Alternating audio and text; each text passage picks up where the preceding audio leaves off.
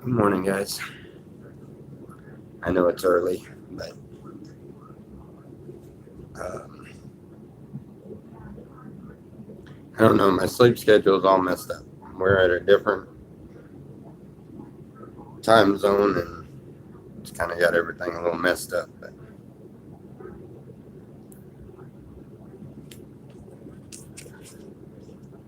we got one in there, two.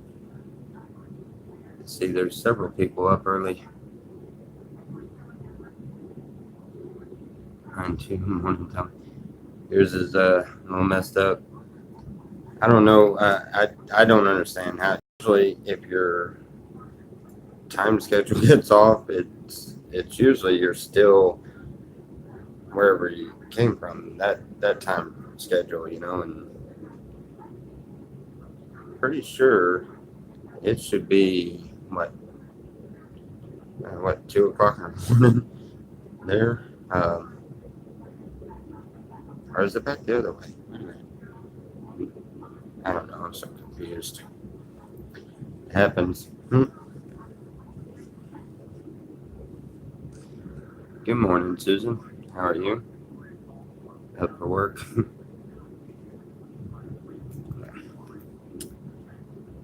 Yeah, I had a dear friend of mine. He gave me his address to send him a letter. He's the one that had baptized me. He wanted a vial of uh, the oil, and I told him I would send him um, a vial, and he wrote his address down on a piece of paper, and I told him put it in my Bible somewhere uh, where you think that I would get a blessing from reading. And he happened to put it in a book that I really haven't read very much in. Um, so I have found the whole book really interesting. So kind of picking out a few verses when I've just made it through the second chapter. I just made it through the second chapter, and I'm like, yeah, the whole chapters are great. But it's the First Peter, but we're going to start on verse 22. So, seeing you have purified your souls in obeying the truth through the Spirit unto unfrigid love for your brethren. Sorry. Seeing you have purified your soul in obeying the truth through the Spirit unto unfrigid love for your brother. You know, that's something that a lot of people don't really think about really strongly. The love for your brother, unfrigid love. What does that mean? It means nothing. Nothing should come between that. And it's not a matter of judging someone or thinking bad things about someone or anything. It is an unfrigid love for your brother. It doesn't matter what the difference is. It doesn't matter um, what how you think differently or anything else. An unfrigid love. See that you love one another with a pure heart, fervently. You love each other with a pure heart, like the love that Jesus showed on the cross. The last things he said on the cross. That's one thing that keeps me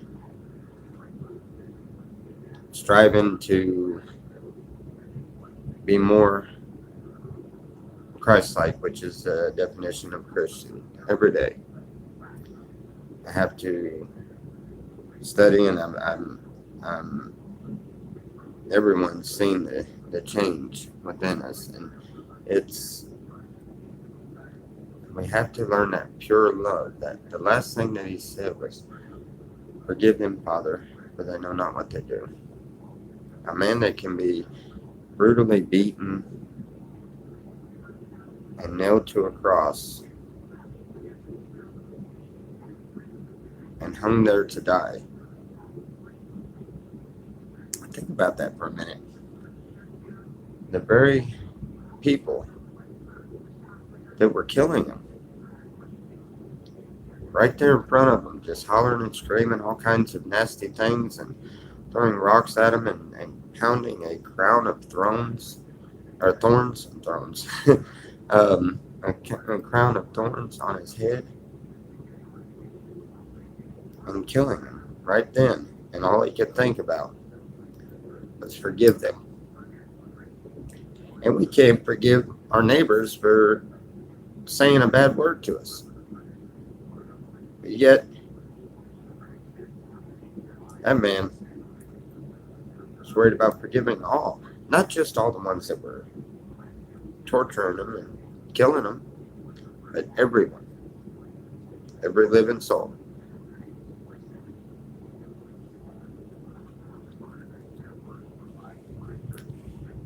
Being born again, not of corrupted, being born again, not of corrupt seed, but of incorruptible.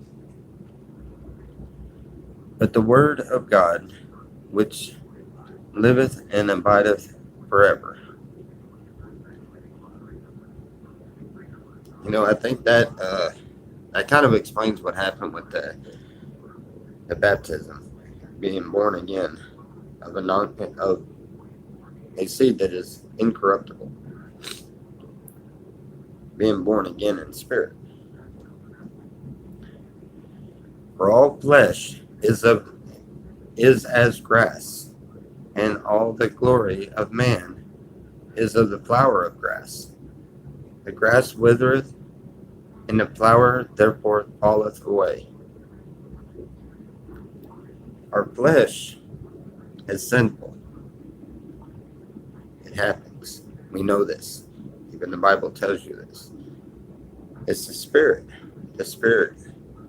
not of man, the Spirit of God that is within.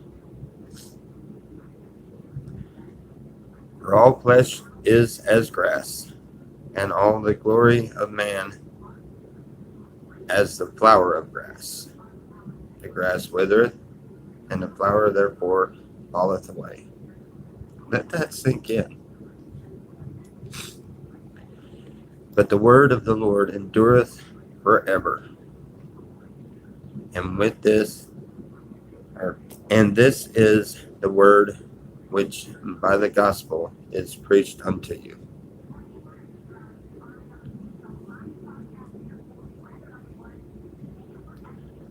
Our flesh is the flower. It is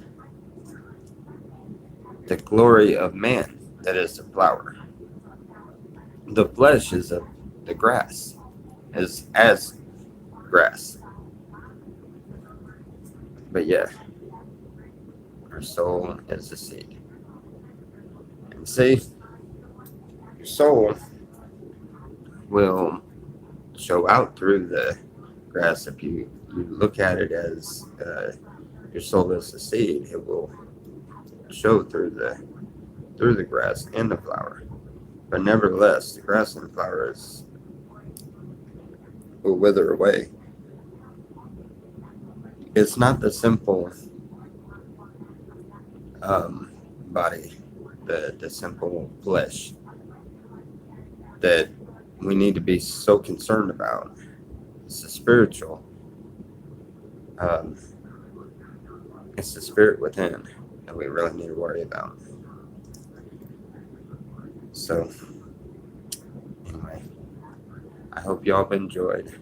I know it's early, but I had to put this one out there. I was up, couldn't sleep, decided to read, and that one really, I think, was a message for someone.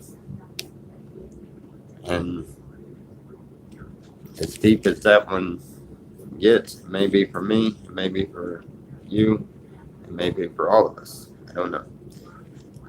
But that one really stuck out more than any of them.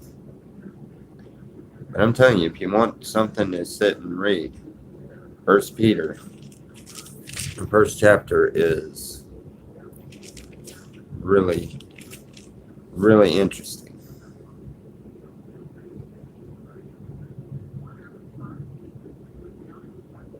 Yeah, like verse 3, blessed be the God and Father of our Lord Jesus Christ, which according to his abundant mercy hath begotten us again unto a lively hope by the resurrection of Jesus Christ from the dead. An inheritance incorruptible to an inheritance incorruptible and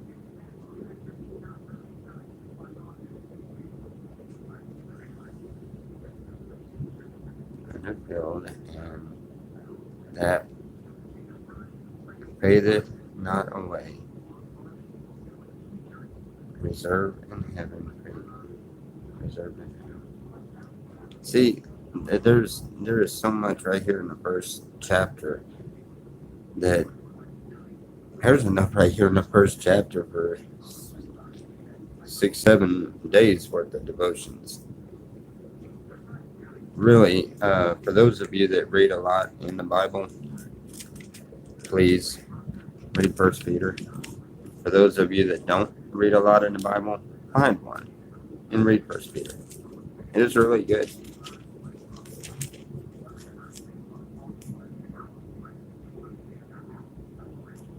So is one.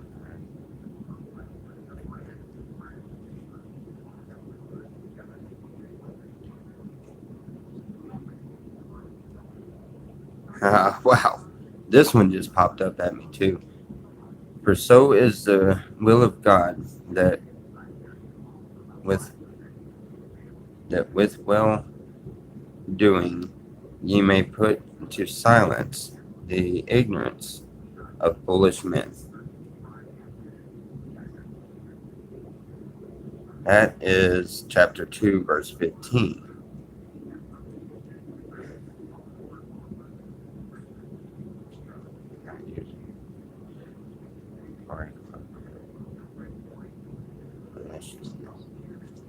But as servants of God, as free and not using your liberty for the cloak of maliciousness, but as the servant of God. Honor all men, love thy brotherhood, fear God, honor the king. I had to read on that one a little bit more. I don't know who they're referring to as the king, but alright. Servants, be subject to your masters with all fear, but only to the good and gentle, but also to the good. Anyway, I guess chapter 2 is just as good too. Anyway, let's go back to the verses at hand. See, you have purified your souls in obeying the truth through the Spirit unto unfrigid love for your brethren. Try that. Try looking at someone that, for whatever reason, you are upset with or even despise. And look at them and think in your mind, Christ was trying to forgive and did the very ones that were killing him. Think about that really hard while you're looking at this person. And see if you still hate him as bad. Or see if you might find a little love for him. You may not love them for what they've done, but you have to love them for their spirit. The point is, there's no room for hate. There's no room for grudges. There's no room for any of that. When you have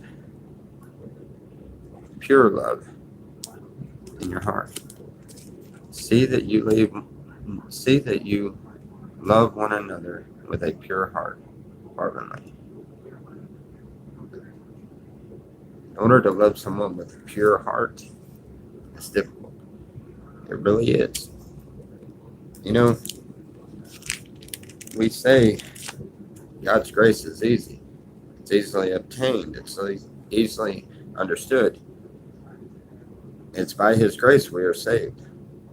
And it is truly that simple. But at the same time,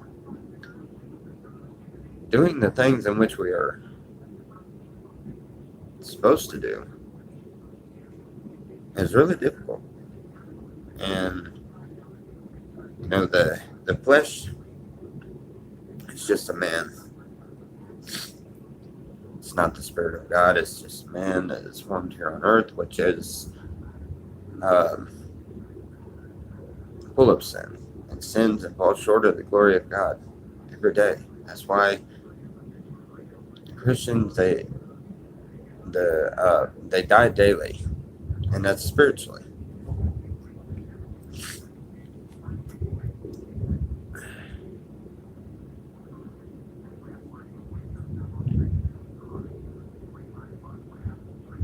That's mighty early to be revving up on a motorcycle. Anyway,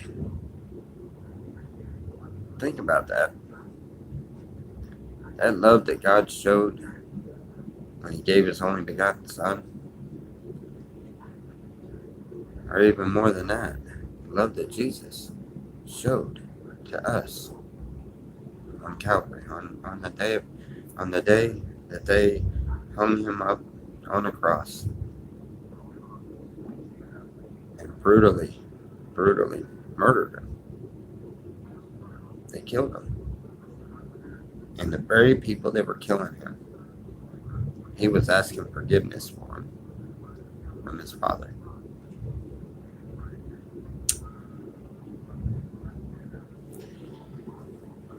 It makes you think real hard. You know, there's lots of people that I even still in my mind, I'm trying to think, you know, they've done, I've had plenty of people do plenty of mean things to me, and I look at it like, you know, why do I have to love this person? Why do I have to forgive them? But then you look at, you start reading and you listen to all the glory details of the crucifixion. And what doesn't kill us makes us stronger. You're right.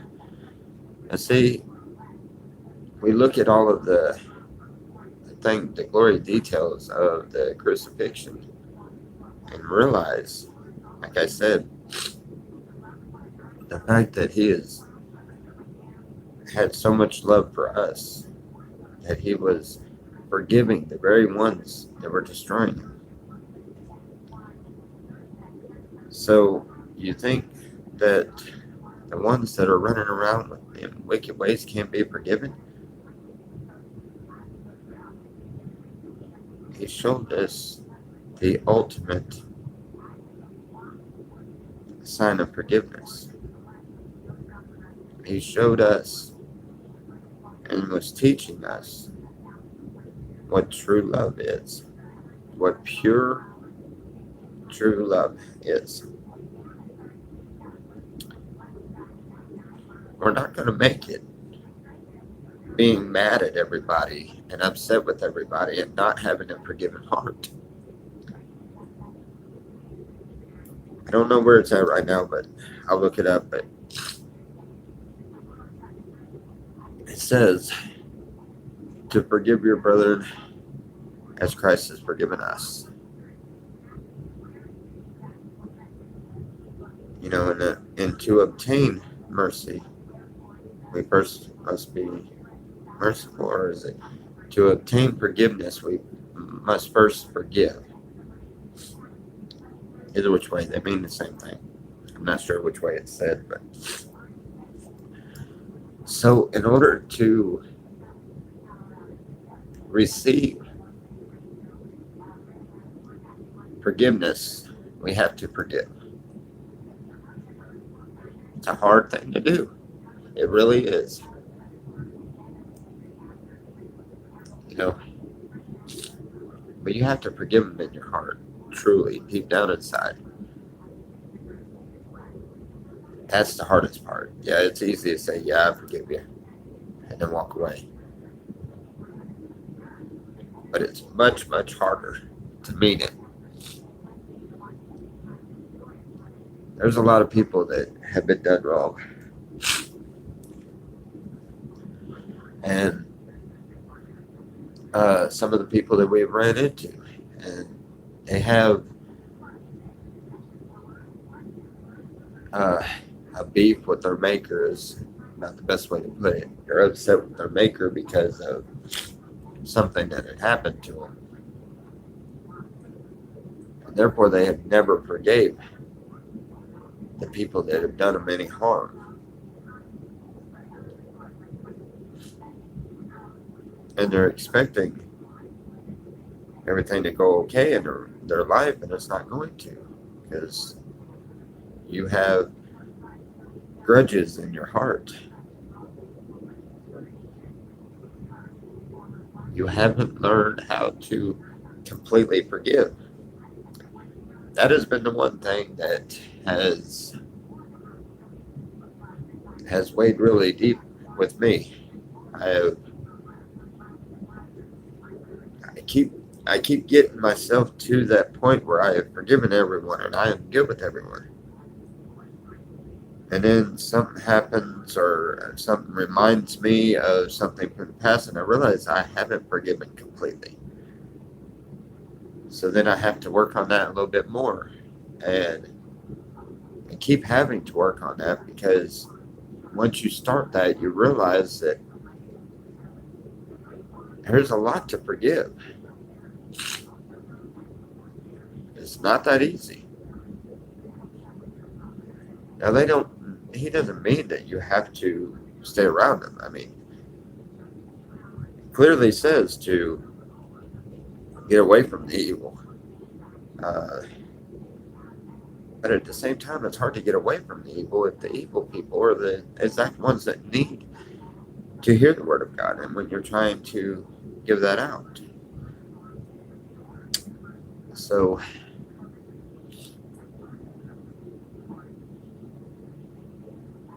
it is a very difficult mission to do.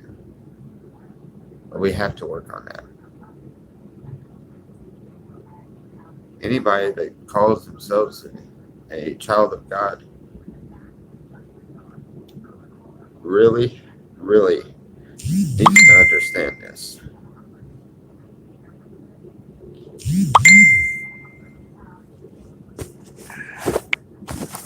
Wow, that's really an order to begin the message. Keep your friends close and your enemies closer. You can't ignore your forgiveness.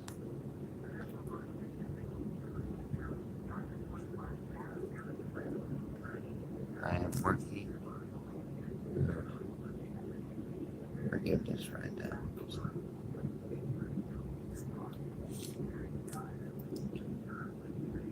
Yes, that's what I was just saying. If you can't forgive others, how can he forgive you? Recently, I was hurt by someone, and it really I had to forget and move on. It is part of being human, but not allowing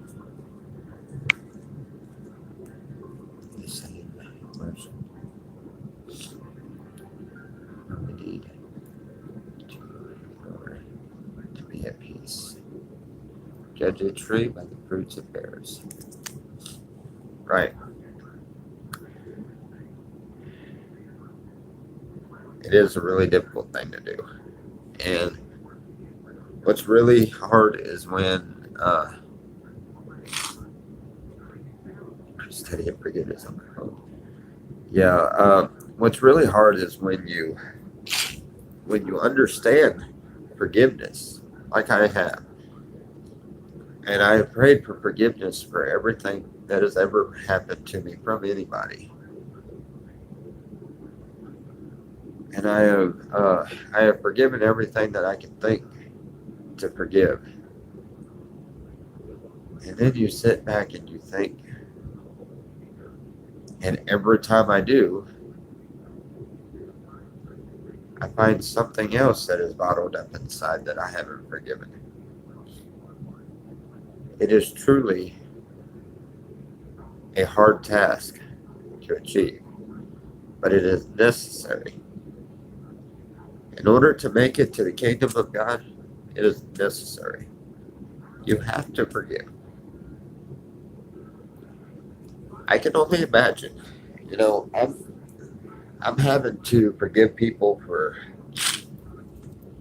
really nasty comments. For instance, everybody knows this. I've had my own struggle with that.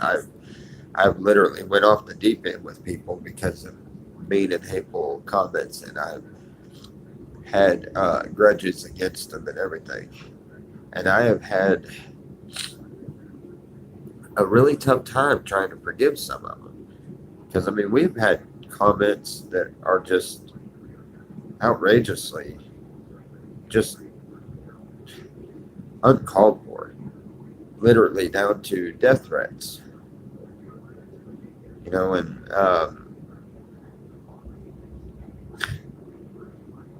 I have to forgive them. And in forgiving them, I got to realize that is a hard task to do. I can only imagine how hard, I can't even imagine how hard that would have been to try to forgive everyone that has ever done you wrong, everyone that will ever do you wrong, or has ever thought to do you wrong, or will ever think to do you wrong. The whole time, half of the people that you know are destroying you and killing you and putting you on a cross. The, the amount of forgiveness that Jesus showed,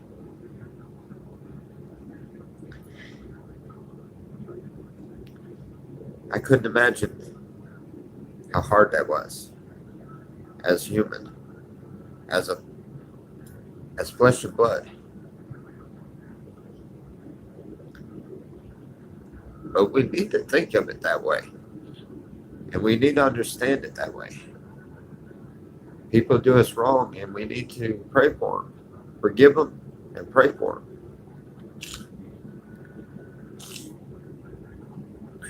Ask for whole armor of God.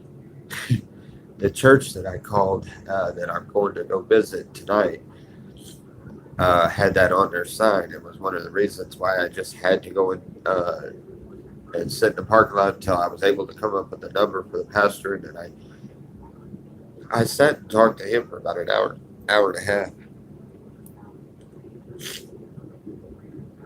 But yes, I need the full armor of God. And when you step out on faith and let faith lead you completely, let the Spirit of God lead you completely, you start becoming aware of a lot more, and you can actually feel God putting all of that armor on you, piece by piece. I'm nowhere near complete yet. I am still yet just a simple man. But you can feel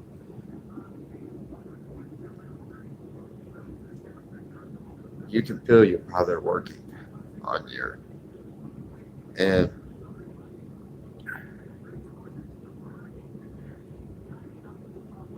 as hard as our path is, good morning. As hard as our path is, the path is much harder.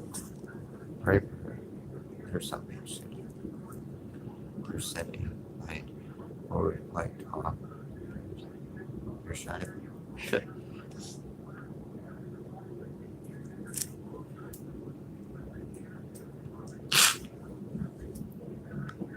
Thank you.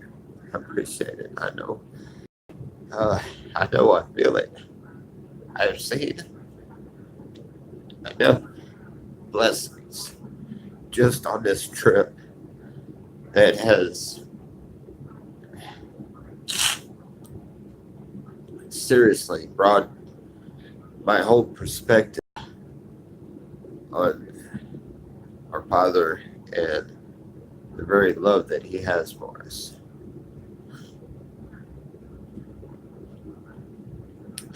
I have seen some of the most amazing things happen on this trip, and I wish I would have gotten all of it on camera so y'all could have seen it, but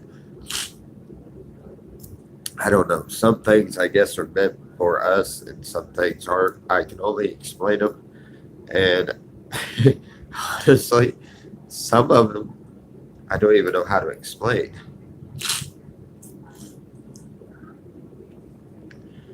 You know, a side note, it makes it, I know I'm a very emotional type person, but it makes it really difficult to uh, minister in a way when you're this emotional. So maybe help pray for me on that I can get my message out clearly without,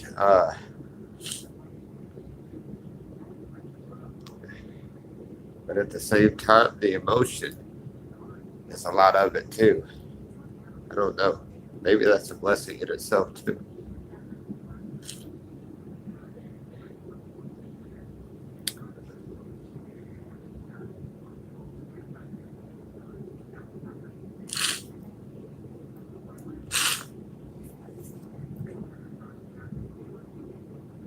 Wow. I just happened to look down and see chapter 3, verse 17.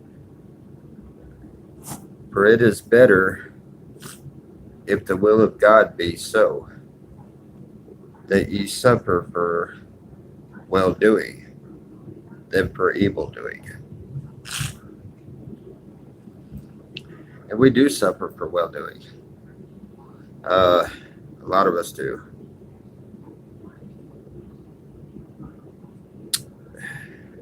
We are talked about and slandered and made fun of, and you wouldn't imagine the things that people think and say when you have no plan, no direction, no means. I mean, we come out on faith with a very small budget, and we left doing what we felt we needed to do. And people look at it like, are you crazy? Are you insane? You have no tent? You had no jack? You had no tire tool? You know, and, God was showing me, ye with little faith, the whole time I was postponing on leaving. And we finally said, you know what? Let's get up and do this. And I think my helpmate, she knew I needed to get out here and do this, and she pushed me. Like I have to push her at times to get her to stop snoring. Anyway, uh, but she pushed me, and we come out here, and truly have been blessed beyond comprehension. I have more of an understanding of this book than I ever had. I have more of an understanding of love and forgiveness than I ever had. I have a direction for our camp when we get back home. I have a new direction. There will be people that won't like it. There'll be people that won't like it at all, I'm sure. But it is necessary. They might not like it, but I guarantee you, they come, they will see God moving. They will see God at work.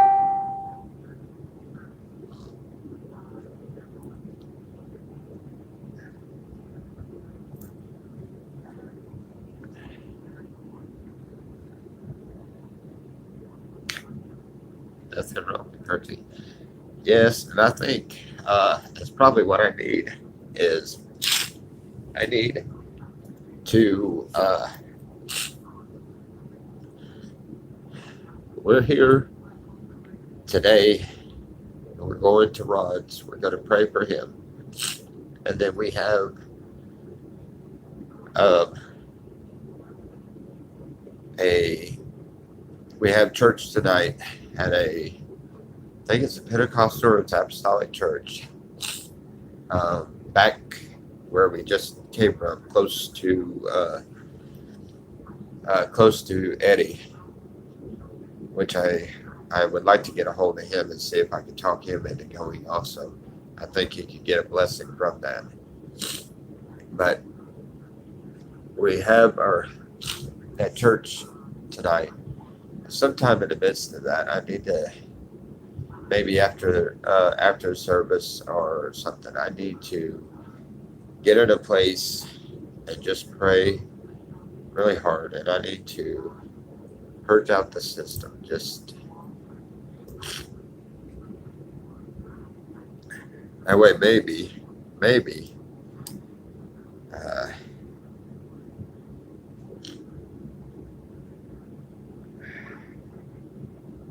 well, it should definitely be a blessing.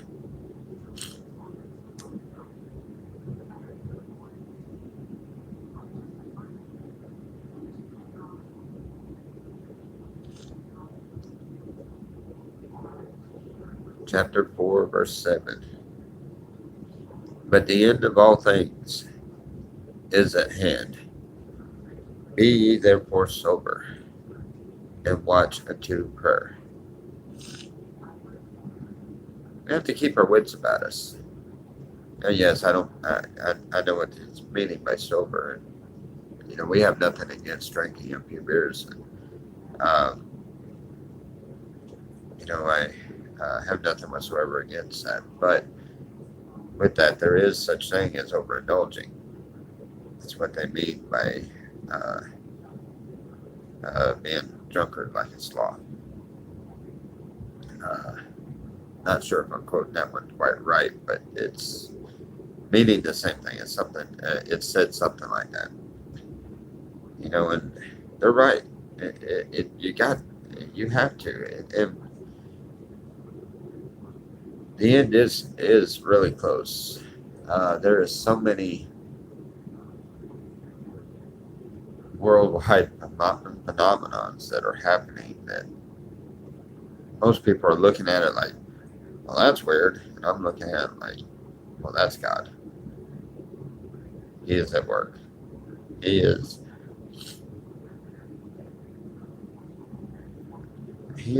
There is an awakening amongst Christians that I've noticed. People that were slightly spiritual are getting way more spiritual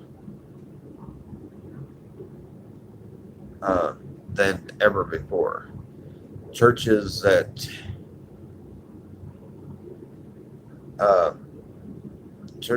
have ignored things in the Bible are suffering consequences.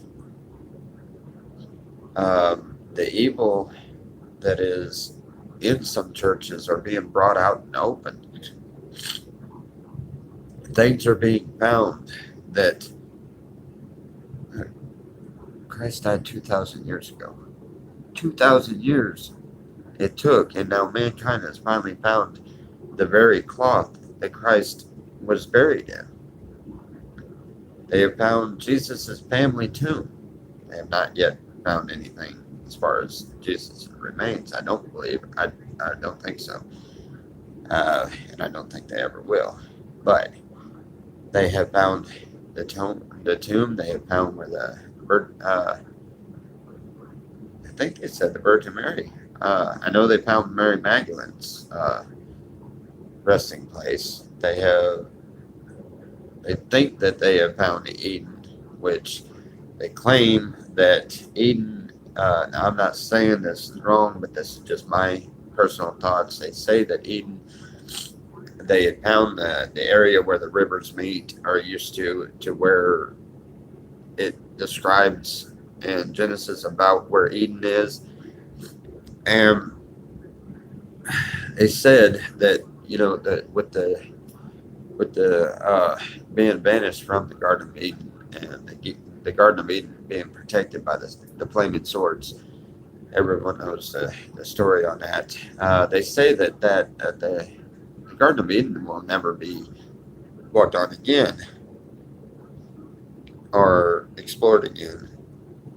And then they show the area. The reason is because there's a big city on there. Well, just my personal thought. But I understand their thinking. Okay, well, the Garden of Eden will never be again. And it will never be, it will never be, a man will never be able to go into the Garden of Eden. But with all the buildings and homes and everything that is on the spot where they say Eden is, it just has me kind of wondering, somebody had to have went in that area first. I worked in construction for a long time, and I know for a fact, and common sense would tell you, when you get ready to build a house, you first have to mark out for your foundation. Well, you first have to clear the land where your foundation is going. So if it was woods or a garden or whatever else, somebody had to have walked into it to clear it out. And that's against what I've learned in the Bible. But I am studying on that one to try and figure out clarity on that. I'm not saying that they haven't found it, but that's just my personal thought. If they did, then how did they build a bunch of houses in it? If God made it to where no man could ever step foot in there again. Maybe I'm wrong on exactly what got said on that, but I don't believe I am. So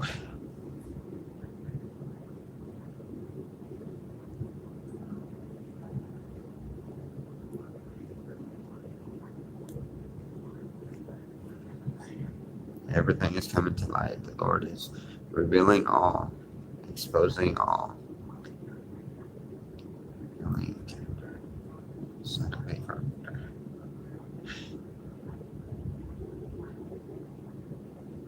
See, that's what I'm saying.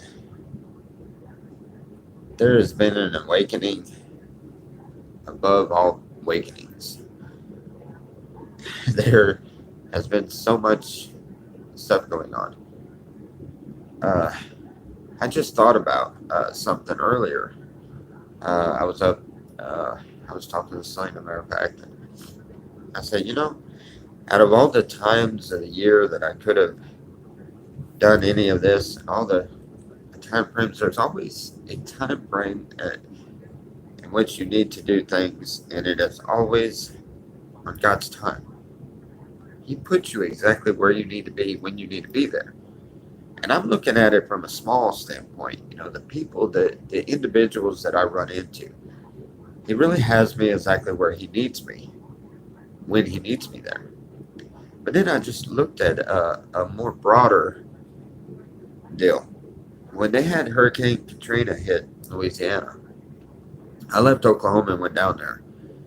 And it wasn't for self gain, although I did get paid very good for what we did. It wasn't for self gain of any sort. It was just to go down there because, for one, I wanted out of Oklahoma, and for two, uh, they had just had that. Not Katrina. I'm sorry. I'm way off. I don't know why Katrina even because of this hurricane that's coming in. I was thinking about. When they had that flood down Louisiana that was caused by man blocking waterways, and it flooded out all around Baton Rouge area and Walker area and everything in Louisiana. If you don't know anything about it, look it up. You'll find out it was a devastating flood. Houses went completely under. But we went there, and luckily enough,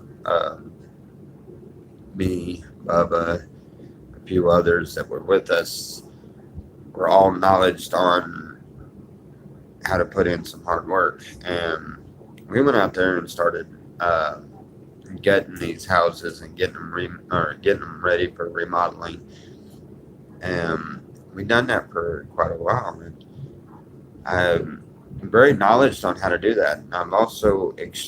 I ran heavy equipment for years. I'm very good at it. I'm not trying to brag too much. I know it sounds like that, but I am very serious about it. Any piece of equipment that I've ever jumped on, within 5 minutes I can run with no problem. Um, I've had that natural ability to do that, and now I realize that I'm stuck here, and I'm not stuck, but I am here on this East Coast, and this hurricane's coming in. We'll be here in another day or so, and I still have tasks to do here. So the chances that we are going to have to hunker down and brave out the storm are getting very good, or very likely that we're going to have to brave out the storm with everyone else that is here. And I kind of got to thinking about that and wondering. I have no idea if that's what God has planned, but I got to wonder, and I realized, yeah, I could help quite a bit. I know I could. My knowledge on equipment, my knowledge on remodels, my knowledge on stuff like that, I could really, really help. Because if this hurricane hits, like they say it's going to hit, there's gonna be some destruction. There's gonna be some things tore up, and there's gonna be some people in need of help. So why does God have me here? Why is it that I happen to be here at the same time that this hurricane is coming in? It's all possible. God does work in really mysterious ways.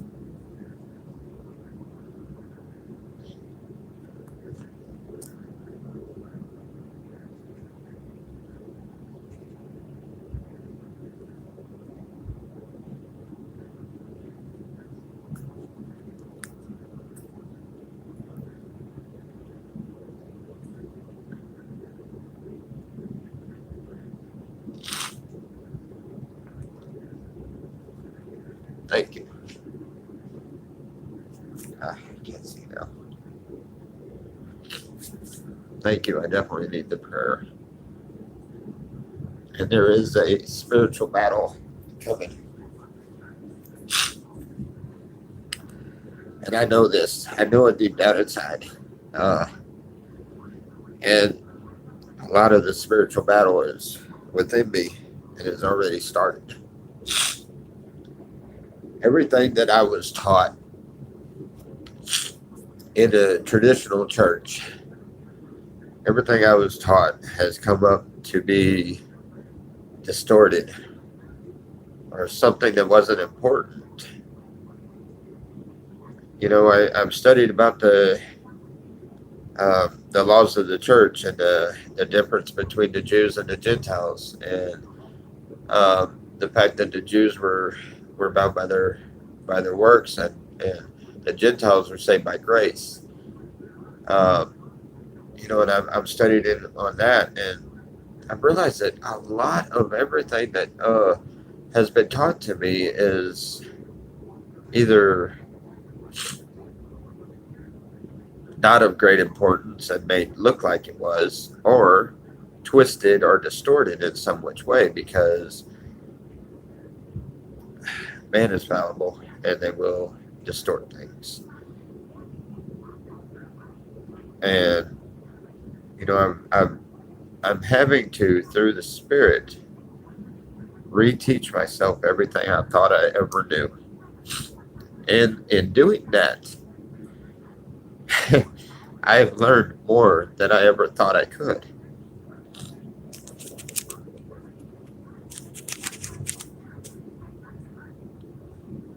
This stuff is truly fascinating. And to sit back and watch God's work at hand is a blessing in itself.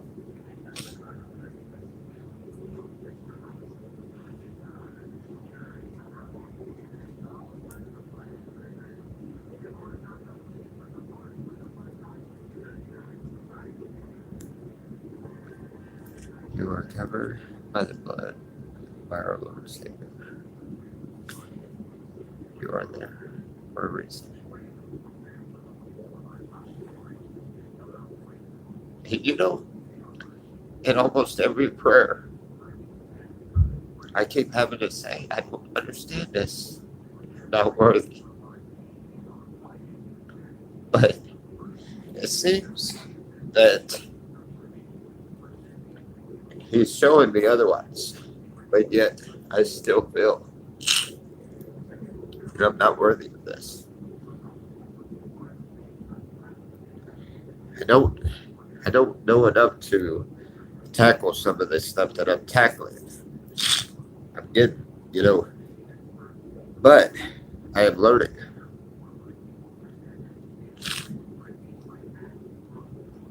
And He is teaching me.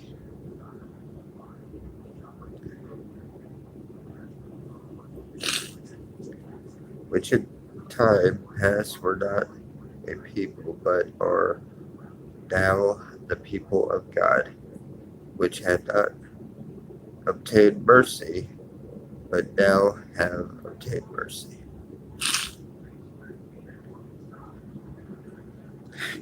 I think that was just kind of the same thing you were just saying. It just popped up at me. Chapter 2, verse 10. Read it yourself if you like. I think it just popped. I gotta reread this. Hold on.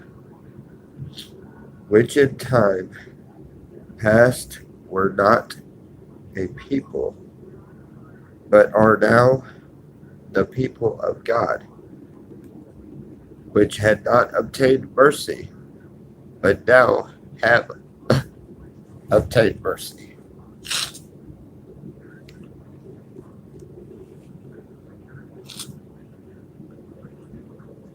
Man has destroyed religion to fit their own agenda.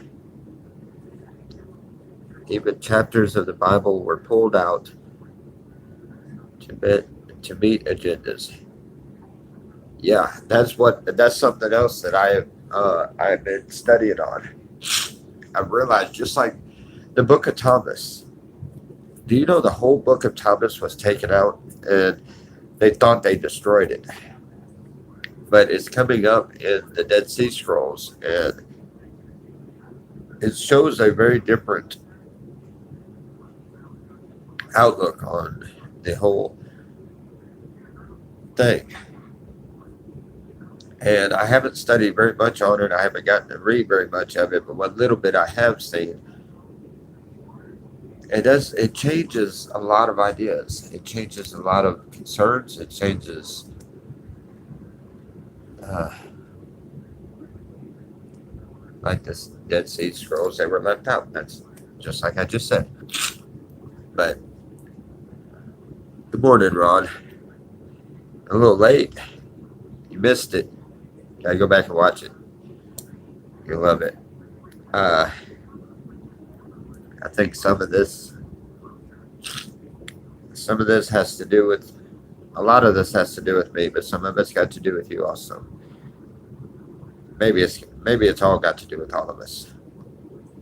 But see, like I was saying, there's a lot of things that are coming up and being noticed and being studied, and there is, even scientists are starting to look at this stuff that is coming up and looking at it and like, whoa, wait a minute. He's proven the very ones that don't believe him and have all of these reasons why they don't believe him, and they all sound somewhat legitimate, because they have scientific proof, are all being proven wrong. God's being proven right. The book, the Bible, the lessons that were taught by Jesus are all being proven right. He says that in the end, when the end time comes, every eye shall see and every mouth shall confess. And it's happening right before our very eyes. I don't want to sound like one of those preachers that are preaching hellfire and brimstone, but let's face the facts. It's right here. We don't know exactly how long we have before this happens. It may not even happen directly on our time. There's still a lot yet to come. It may not exactly happen within our lives, but I'm certain that we are going to see a lot of changes before we go on. And I'm almost certain that we may not see the end while we are alive here on earth. We may be resurrected at the end when we come out of our graves and go, but I think our kids will. Just my honest opinion. I have nothing to back that on or anything else, but I think our kids will, especially the younger generation.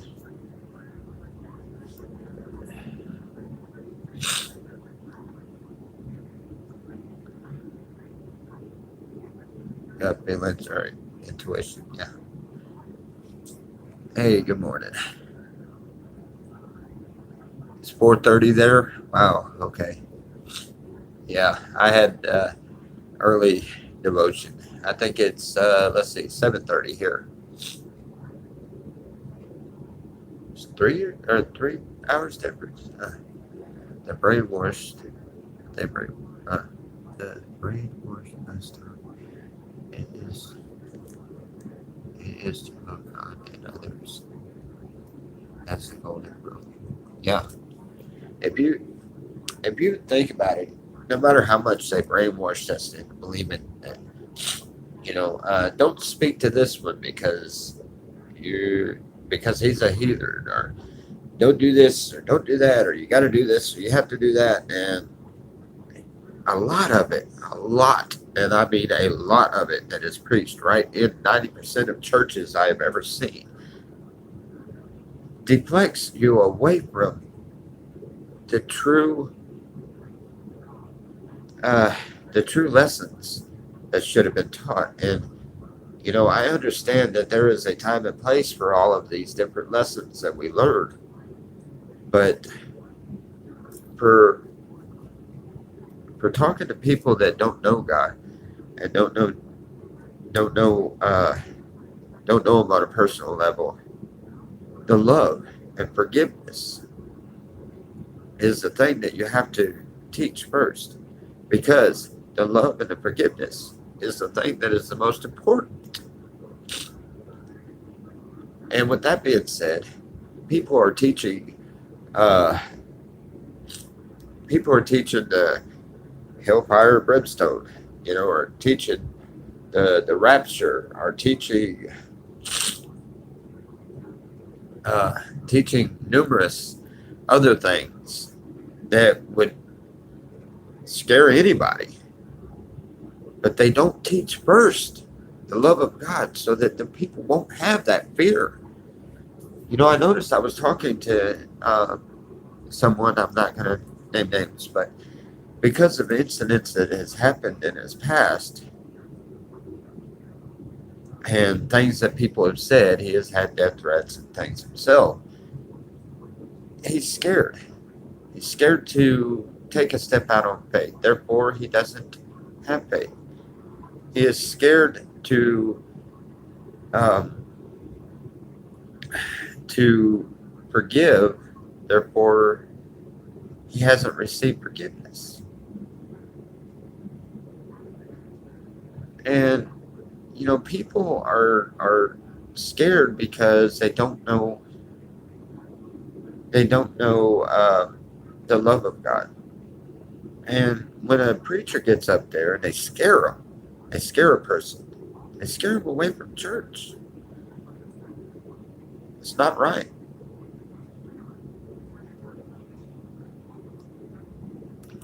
Every eye shall see him, and they also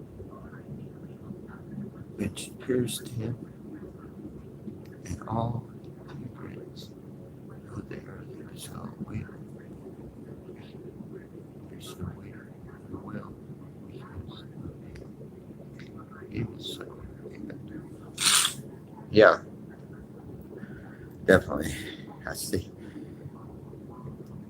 Like I say, if the preachers would do what was intended on.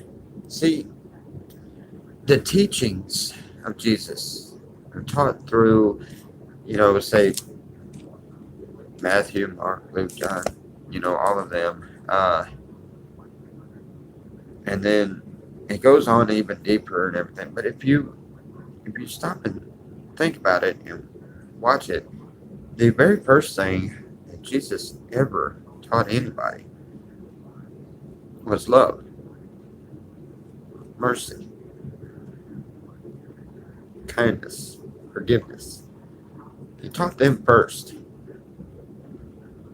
Then he started teaching about the other things, the law of the church and all of that.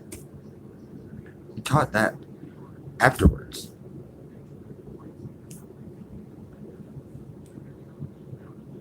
Church is about the money, not the people. Yeah, that is something that's very disturbing to me.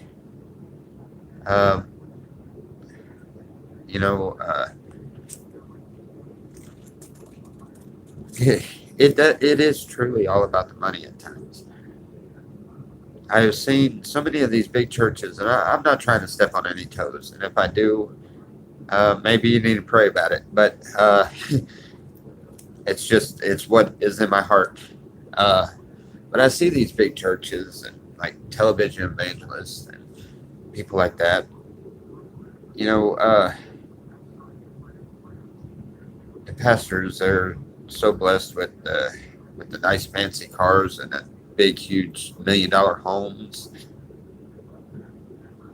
and I'm looking. I'm like, where's the humbleness? That's why I like the little churches. I always did like the little churches. Now, keep in mind, I have been a religious type person. A Christian for, well, a practicing Christian, I guess you would call it, for years and years.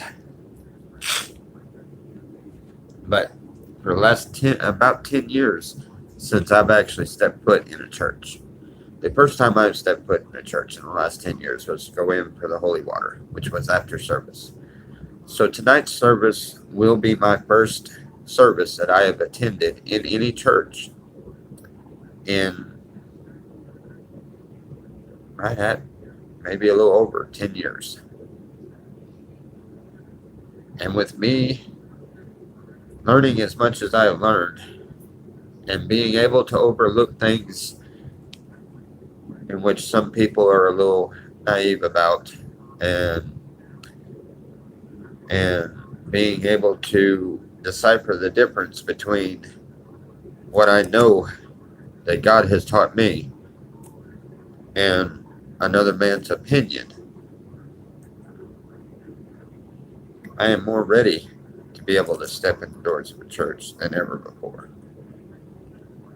Because like I've always said, you truly have to seek out your own salvation. Your salvation doesn't come from the preacher at a church. It doesn't come from the so-called saints that are at the church. It definitely doesn't come from the other so-called saints that are at the church. So, the ones in the back row, the ones that are judging you as soon as you walk in the door, and has already judged you and decided that you're a sinner and need saved. It's kind of like the ones that some churches, I've seen them. They greet you at the door, and just because you look different, they try to save you before you go in. That doesn't work, right? What, you have to be saved to go into a church? The church is where you should be getting saved. But anyway, it is about the money a lot of times. Churches have figured out how to profit from it, and I've seen plenty of preachers, and they make a really bad name for Christianity. And it really weighs heavy on my heart when I see that, because you get these preachers that will get up there and they read the Word of God and they preach it, but they don't live it. They don't live it. I'm by no means perfect. I have plenty of things that I am working on cleaning up in my life.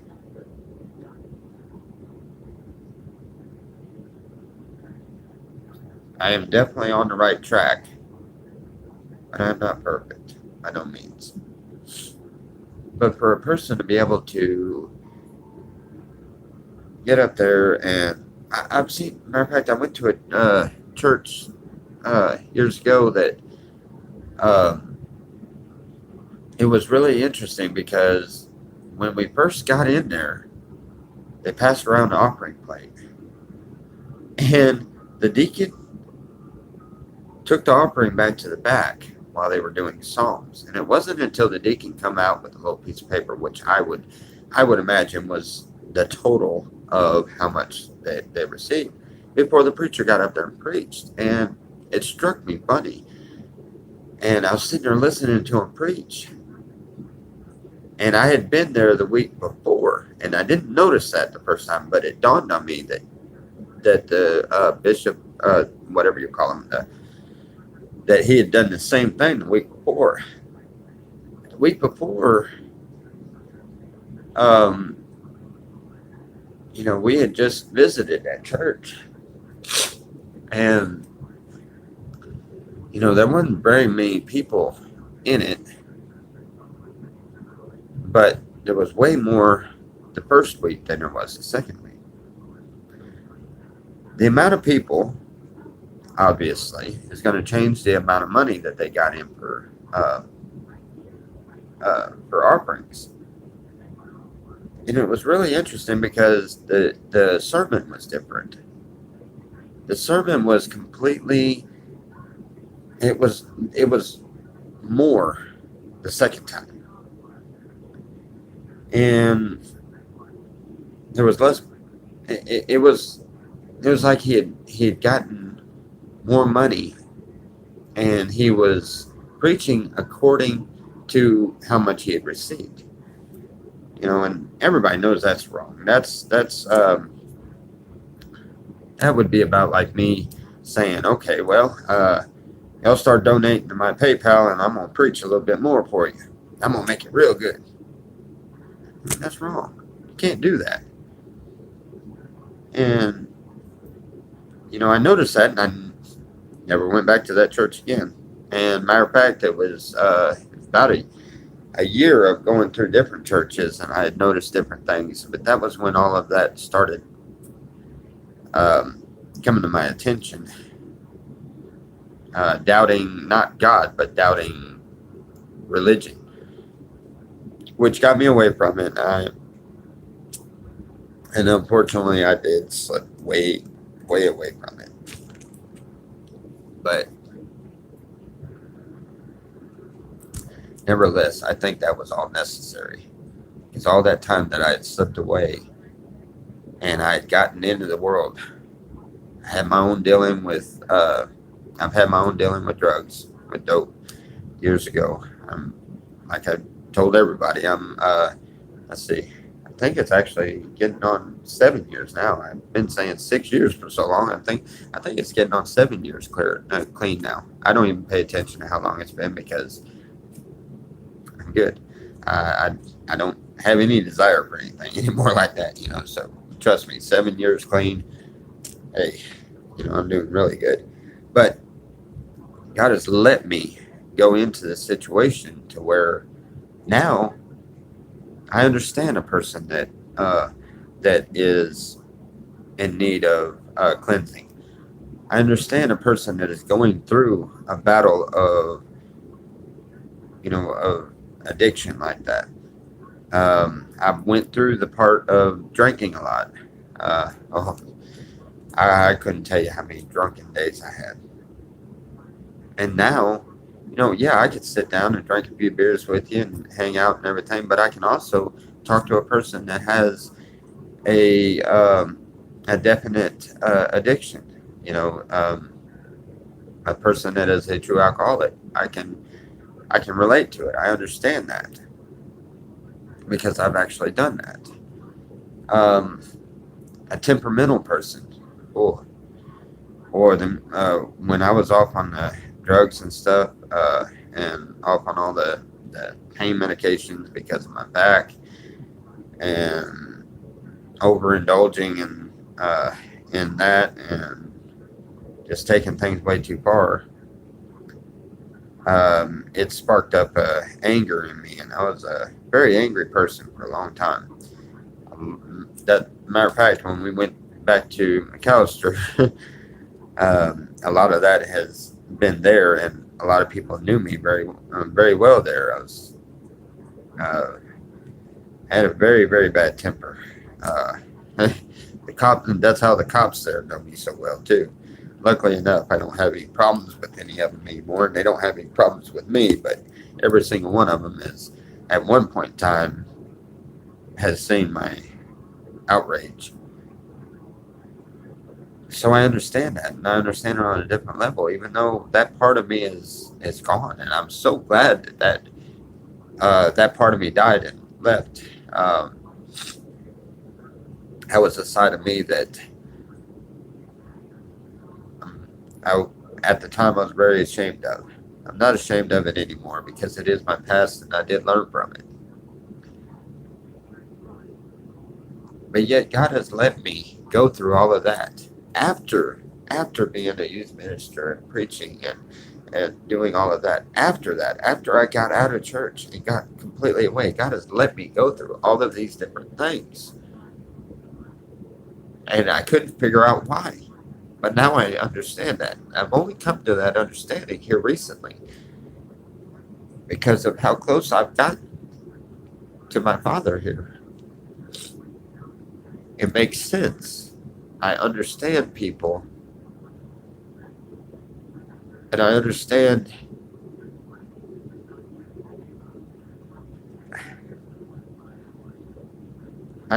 these issues in a way to where I can talk to a person and I can explain and understand this. When I say that you have to have love in your heart, it's because I know what it's like to not have any love whatsoever, not care about anybody.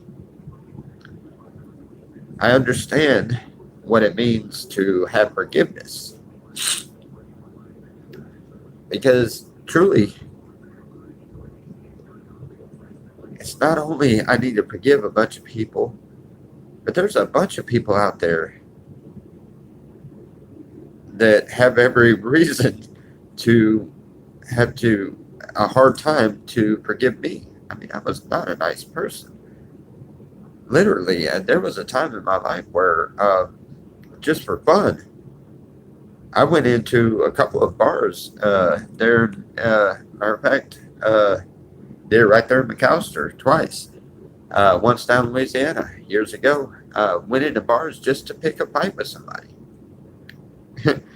Got my tail end handed to me once, but that's a funny story. I went in there in a bad mood. Me and my ex-wife were fighting about something or another, and she just really pissed me off. So I went down to a bar, figured, yeah, I'm gonna pick a fight.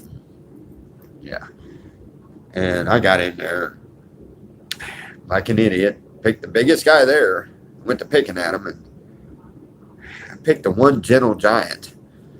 He didn't want to fight. I couldn't provoke him. But boy, did I provoke the guy sitting next to him. Didn't know the guy at all. He didn't know the guy. The guy stood about this tall to me. And I was after a fight any which way, and I figured, yeah, this one I'm gonna twist him up like a pretzel. That's just, well, he walked out the door and called me out. Stood right there at the door taunting me. Well, come on, let's do this. Said some of the dumbest things I could think to say, Oh yeah, bring it on. I'm fixing to whoop you worse than your parents ever thought it would do. I said some of the weirdest, dumbest things. I got out there in that parking lot, and I kid you not, I think I may have landed one or two hits, maybe, but I couldn't even tell you for sure. But that boy whooped me from one end of that parking lot to the next, and then drug me back to my own car. That was, it should have been a wake-up call, but it wasn't. I still went and picked some fights before that, but needless to say, there's a lot of people that, they, I just pray that they forgive me. Wasn't a nice person back then. I am so blessed that, they're at the spirit retreat a couple years back. Well, yeah, a couple years back at Teddy Bears, there was a spirit retreat. And I went from knowing what I knew about the Bible, but yet out in the world, not really caring to go any deeper because everything that I was brought up was wrong. And went in there because I do like the fellowship. And I went in for that spirit retreat because I had met Teddy Bear. Met him through the church that was built in a bar. Remarkable idea. It sounds weird. It sounds crazy, but it was built in a bar. But we had a spiritual time. And when the Spirit hit me, it was,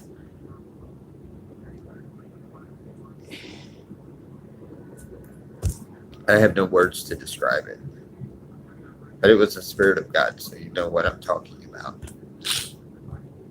And since then, I have progressively gotten more and more into everything.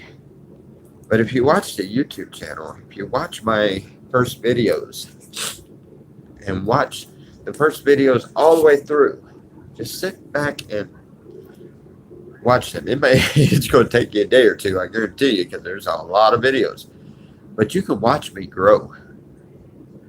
You can watch the Spirit of God work within me. That's why I love this YouTube idea. Although we get a lot of hatefulness from trolls and stuff like that. Those of you, some of you, just like, for instance, I never really even understood or never even watched and seen. No, I can't find his name there. Anyway, there's a couple of you that, I never knew. I never even had an idea that you were as spiritual as you are. And you know what? And with me growing, I have gotten to watch y'all through y'all's comments. I've gotten to watch y'all grow too. And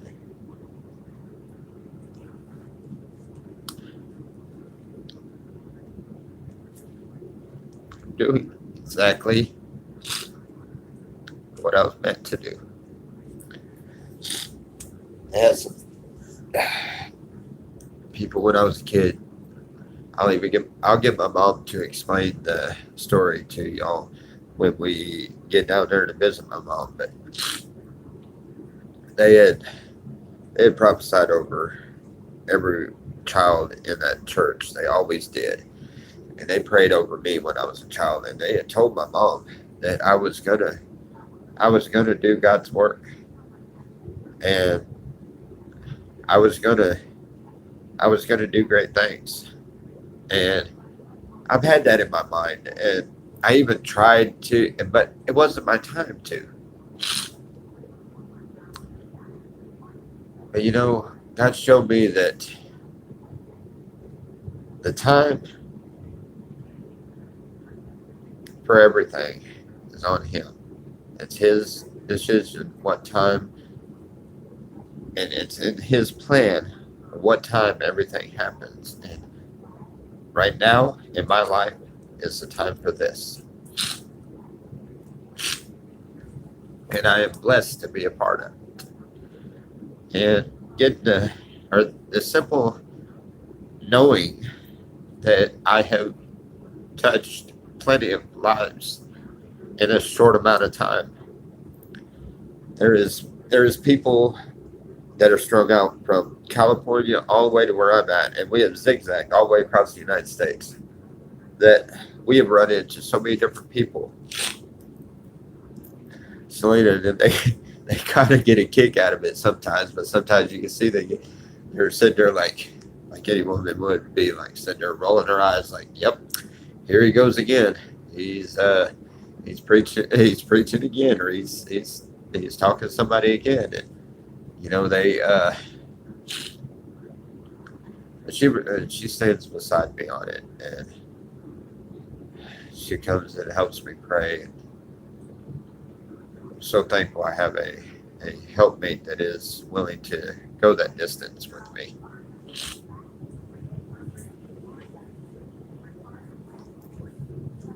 Sorry, did I wake you?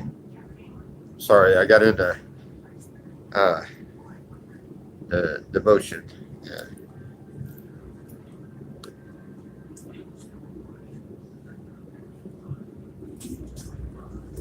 What happened before Revelation starts, so that people can understand what the Bible is telling them. Yes, sir. Post it.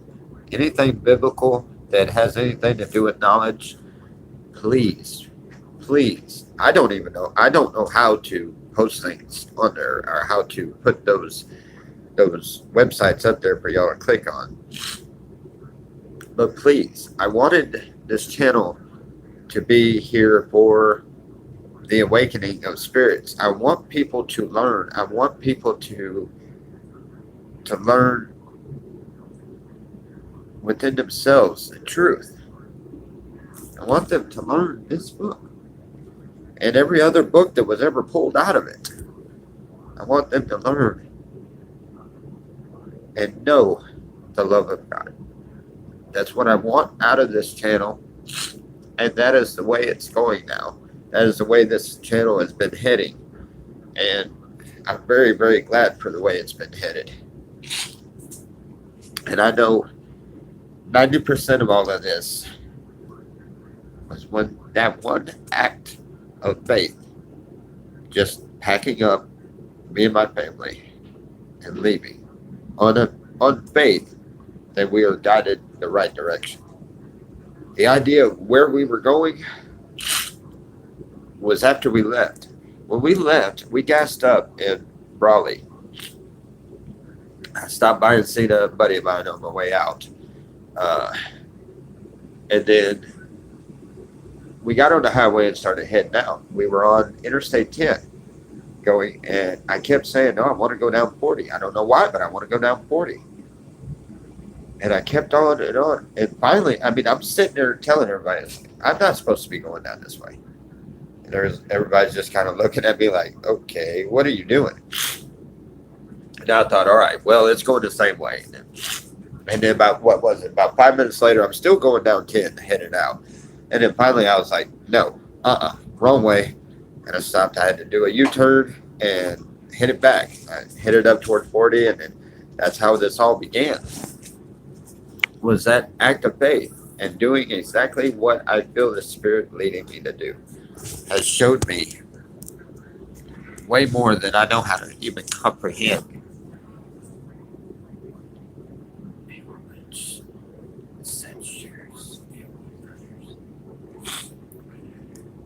This is a educational video that was explained in layman terms so people can understand more. Yes, I love it. If you have any kind of videos that come up that has any type of message that makes things easier for people to understand, by all means, please post it. I want this channel to be for knowledge, to save lost souls, to strengthen saved souls, and any bit of knowledge is more than welcome. Thank you, Ron. I appreciate that.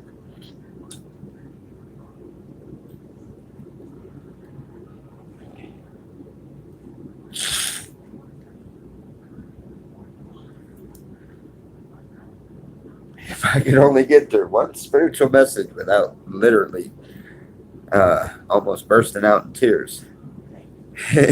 Huh? Yeah, I know. I'm all right.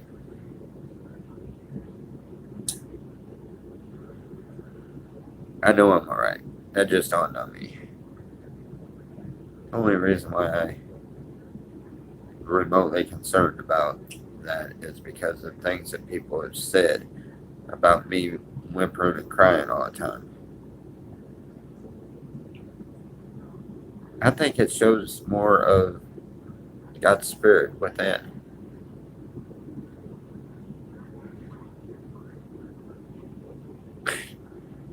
You gotta love this awakening. Got to. See, he shows me things all the time. It just, all I have to do is sit there and think about it, pray about it. He shows me answers.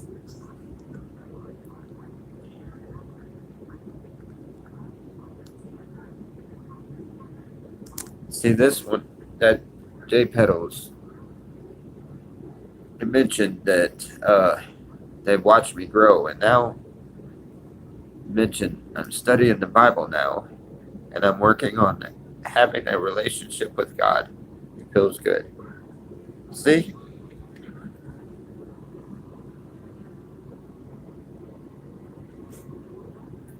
Makes it all worth it.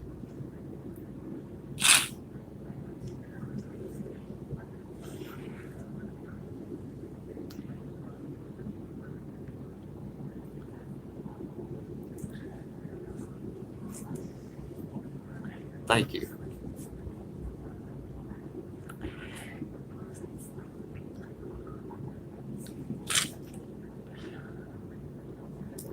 The feeling of knowing that you have helped someone get closer to God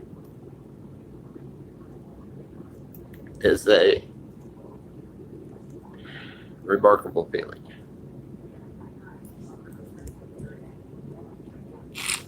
See, even if that was the only one, it makes every single bit of all of this worth it. And I know without a shadow of a doubt that there's way more than just one that is learning and is coming closer to God because of what we do. That is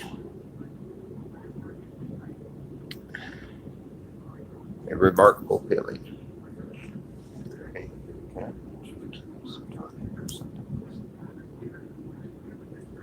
I've got really bad really good right now.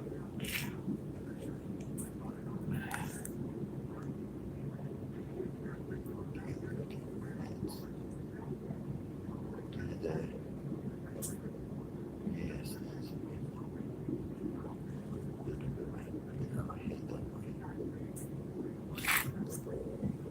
Ron just said, Tommy, I'm going to take my meds, do the 3 S's in the bedroom, and I'll head that way. I am not familiar with that term.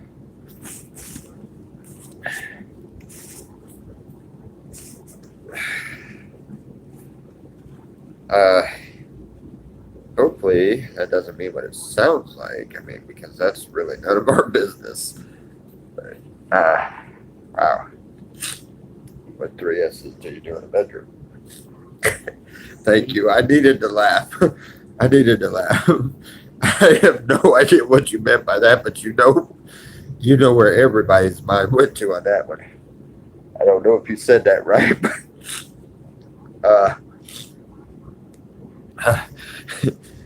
all right. Anyway, just like you.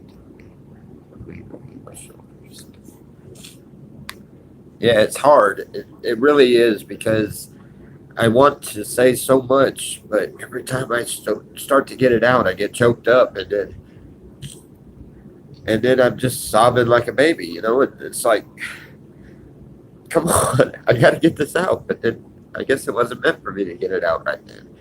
There's a lot of things in here. I wish I could get it all out at once, but I don't know. I guess God has intention. The way that He works, I don't get to get it all out, but I do get it all out little bits at a time.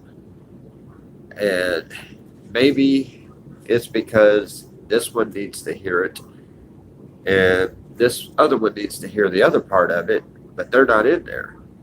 And I don't know. Maybe that's it.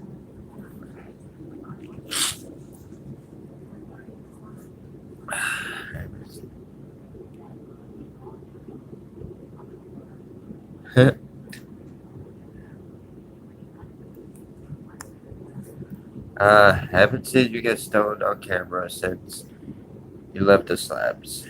I believe that will help you spread your message on this channel. Yeah, I do believe so. There's a lot of people that believe that smoking is a sin and is wrong. I believe overindulging is, but smoking, that is nothing. It is no more worse than somebody hurting and taking a pain pill. Actually, it is better because it is natural. But I was making a mockery of things, considering I was focusing my channel around the smoking. You know what I do on occasion, but I don't very much anymore. I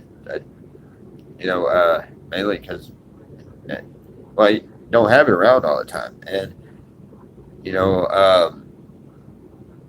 but at the same time, I was making a mockery of it. I was literally making all my channel. I had Wake and Bake. Have you noticed? I don't have Wake and Bake anymore. I disregarded that one. The 420 show, I disregarded that one. I still have nothing against it. And,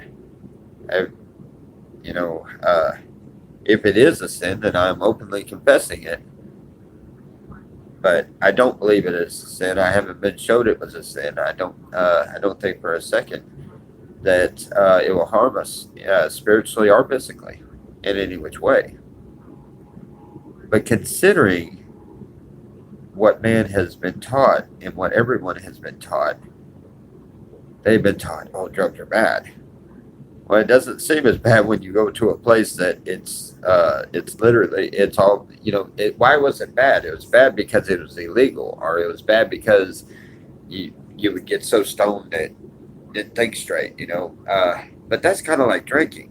If you drink a couple of beers, you're not in the wrong. It's when you drink a whole bunch and you get slobbering drunk is where you've crossed the line. It's where you've overindulged. It's just like if you take a couple of hits off of a pipe and smoke a bowl, whatever, smoke a joint, whatever,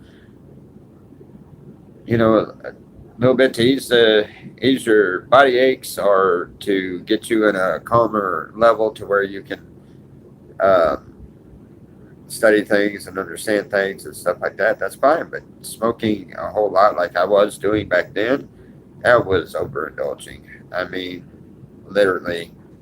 So I've been a lot more energetic since I haven't been smoking.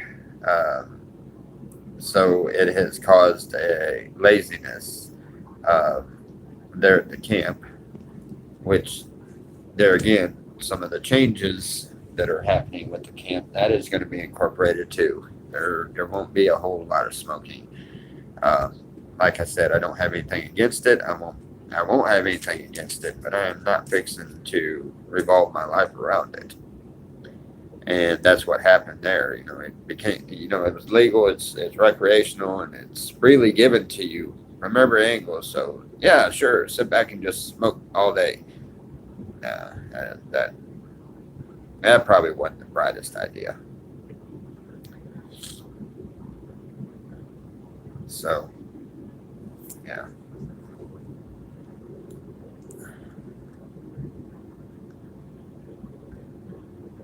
right, right. And there are people that will knock us for smoking, you know, but I don't believe I was sinning for that by no means. But I do believe I was sinning in the aspect of overindulging.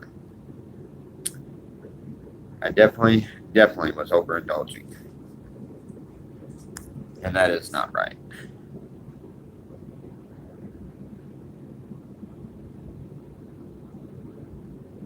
If you could cause a brother to stumble, then it can be harmful. Yes, yes, it can.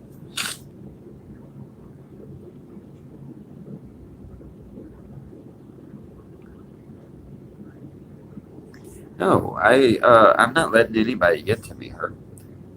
These are I was emotional over the devotion and what we were talking about and what we are doing in God's plan. Uh, you need to you go back and watch the beginning of it when we get done with devotion. Go back and watch the beginning of it. You'll understand why I'm emotional. I'm not letting anybody bother me anymore because you know, for one, if God be for me, who can be against me? You know, and I'm sorry, but as far as the trolls are concerned, they don't concern me anymore.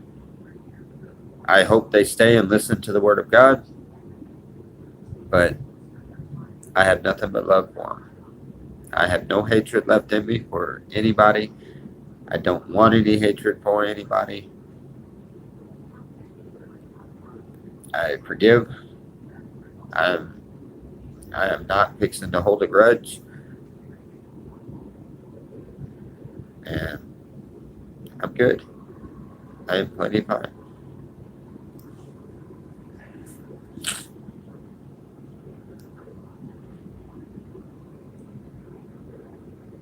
Yep.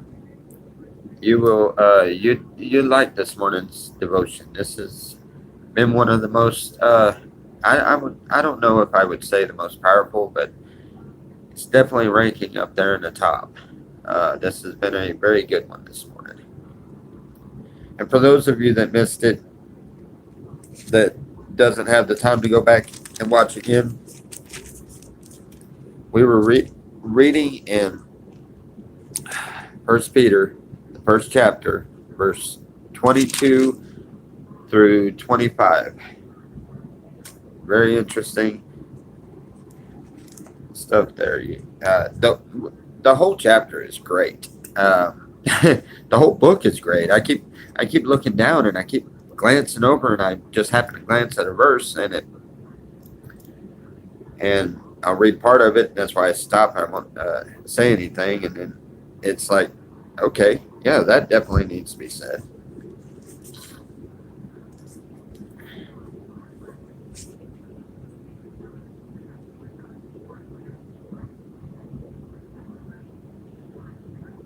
And this verse keeps popping up, and I think that's why, is because of what I had just said, is why it keeps popping up. For so is the will of God, that with well doing ye may put to silence the ignorance of foolish men. And if you notice, when we're doing well and we are doing right, we are doing God's will. And if you noticed, the people don't mess with me anymore. There really isn't a lot of hateful stuff said. My moderators really don't have very much work to do at all. And I've also changed my moderators, not the moderators, but I've changed the requirements for the moderators. They have to be able to use scripture to back what they are saying to a person. Because think about it, if you're telling a person they can't say something, then you're judging what they say. So you need to have biblical scripture to back you.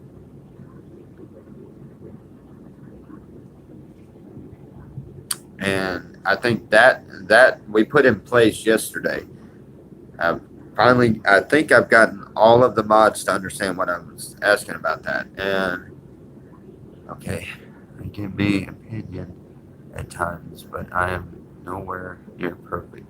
Yes, I know, and honestly, matter of fact, you gave me an opinion the other day. I have not had a chance to respond to it, but the one about how could you leave without a jack and tire iron, and how would God let you have a blowout? I know you're not worried about it, but I do want to explain that. What happened with the blowout is somebody had sent me a message, and it was a little bit of a hateful message, but at the same time they were speaking about things against biblical sense and a bit against God.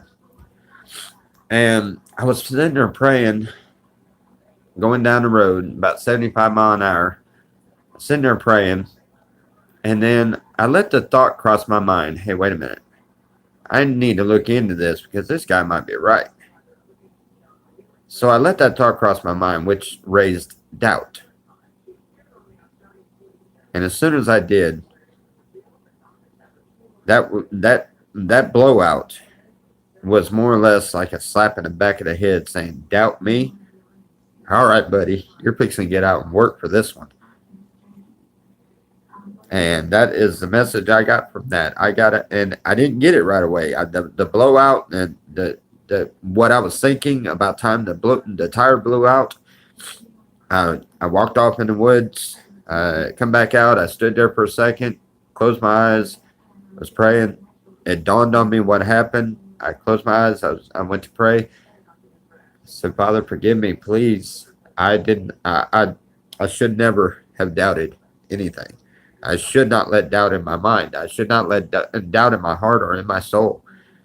And when I opened up my eyes, there was a truck with a trailer that had pulled in. I didn't even hear that. I don't know how that truck went past me and I didn't hear it, but it was down the way a little bit.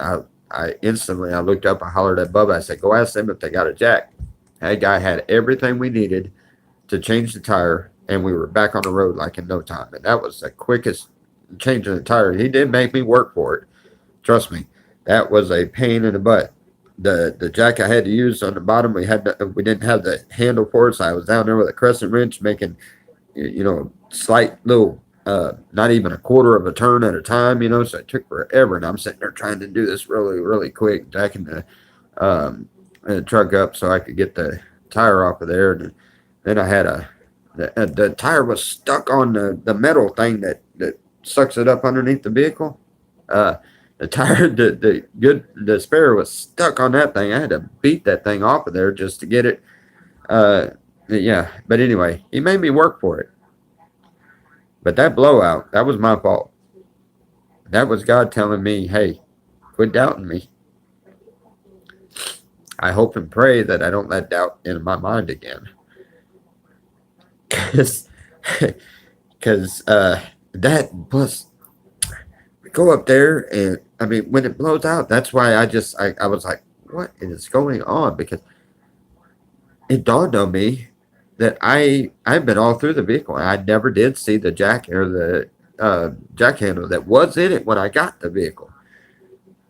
Um, I don't know whether I took it out or whether the guy that put the hitch on the vehicle took it out, but somehow or another, it wasn't in the vehicle anymore.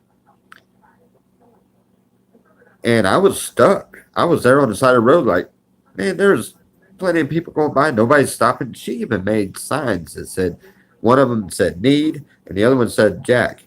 And um, her and Richard was standing on the side of the road with the signs. I didn't even know about that part of it when I come out and was praying about it.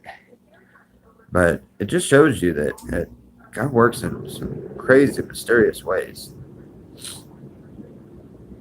But that's what happened on that. That was my fault, the blowout. That was God teaching me a lesson. You know, everything that happens to you can be a lesson learned. If you just take the time to study on what has happened and find out what the lesson is. Let's see. All right.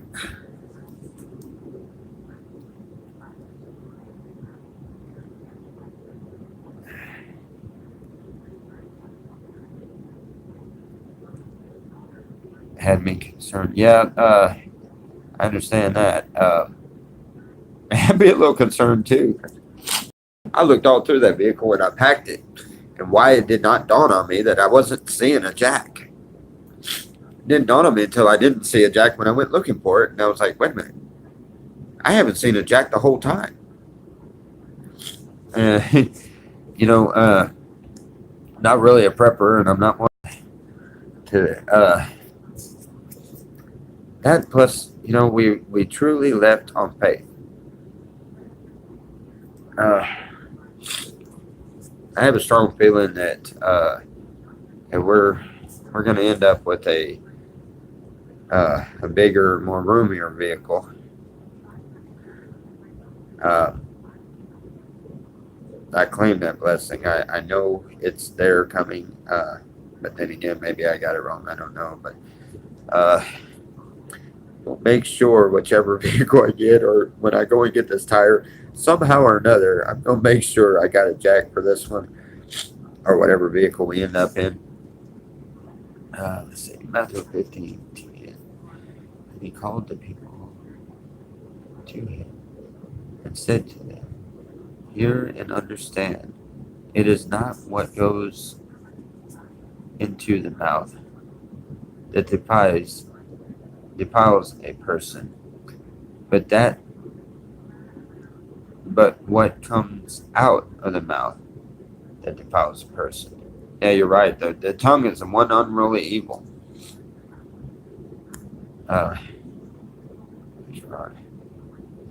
Hey, Goody Hunter. Did I leave the slabs for good? No, I did not. Slabs are home, and tell you honestly, I'm kind of a little homesick. I wish I was back there, but hey, God still has a purpose for me to be out here, so we're still out here doing our thing.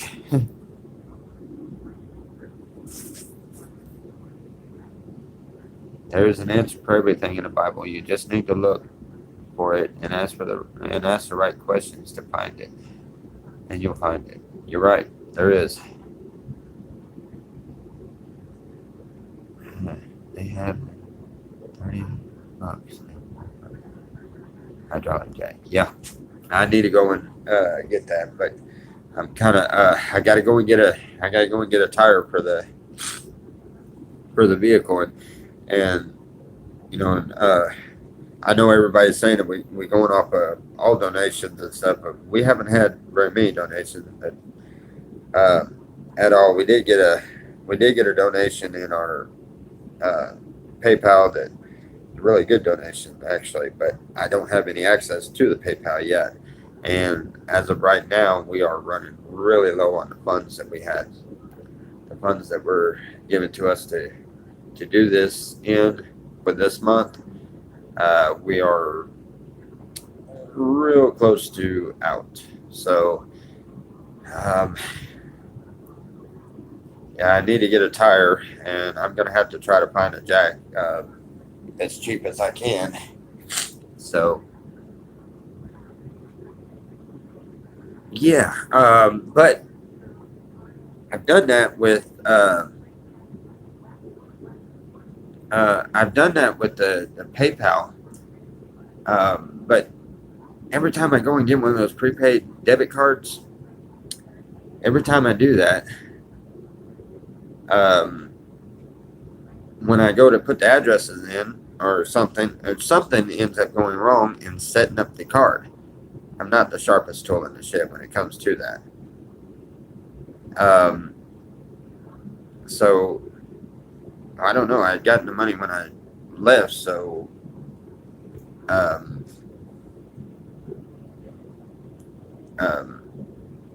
haven't figured out the PayPal deal yet. So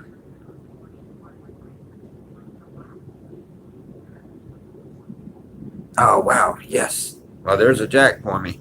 I need to. If you got it, Ron, I do need a lug wrench. I don't know what size that those lugs are, but I do need a lug wrench to go with it. Why can't you get money on PayPal yet? I need a card. I got to get a card. I'm probably going to go to Walmart and get another card, and I'm going to try this one more time. But Ron just said that he's bringing me a jack. So then all I have left is I need to go and get that tire that blew out, the one I blew the whole sidewall out. We were joking about that. We said, well, can't patch that one. And then Richard said, with enough duct tape. And then I got thinking, I was like, you know what? I wonder if I could take the tire, buy a can of Flex Seal, paint it over the whole tire, let it dry, and then air it up, and see if that works. If that works, that would be the best Flex Seal commercial ever. Seriously. No, I'm not going to try that. I'm just saying. I would like to, when I get back to the slabs, I'm going to find a blowed out tire, and I'm going to buy some Flex Seal, and I'm going to put it all over that tire. I don't care if the tire is white or blue or black or whatever. I don't care what color I do it. But I'm going to do that on a tire, and I'm going to see how long I can run on that tire.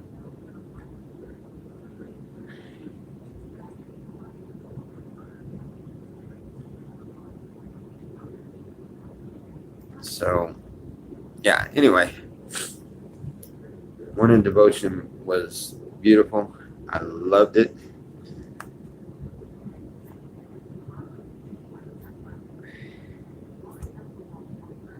And Ron's on his way out to see us.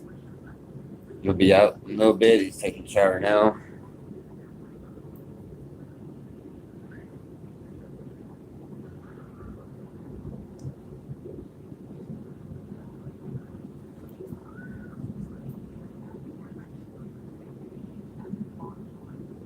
Hey, well, they could just, if you have a PayPal and you can draw the money out, I have money in my PayPal.